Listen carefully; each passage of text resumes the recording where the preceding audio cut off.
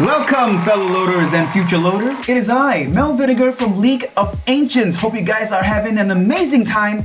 And today, we're going to be teaching you a step-by-step process on how you could buy or trade LOA tokens on BiSwap. So let's not waste any more of your precious time and let's jump straight into it. So first off, fire up the BiSwap website and connect your wallet. Connect to MetaMask. Popped out. And next, connect, and there you go, you're connected. So head over to exchange, and as you can see here, this is the exchange itself, and then head over to the tokens that you want to trade with. Now we're going to change BNB to BUSD, and this is just a personal preference, but we do recommend you changing it to BUSD instead. And then head over to the bottom here and type in LOA, and you should be able to see it right here. Now, if let's say for some reason you can't find LOA in the search bar, so what you can do is head over to our website and head over to our white paper, scroll all the way down to tokenomics, press LOA token, and over here you can see our contract address, press this, and it will bring you to the BSC scan.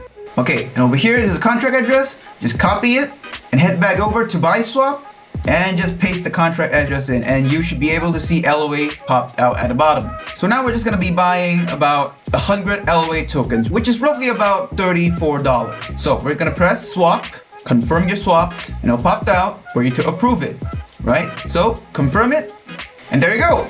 It's successfully scanned and confirmed transaction. So head over to view on BSC scan. And as you can see, it is successful. So you can see all the details right here later on.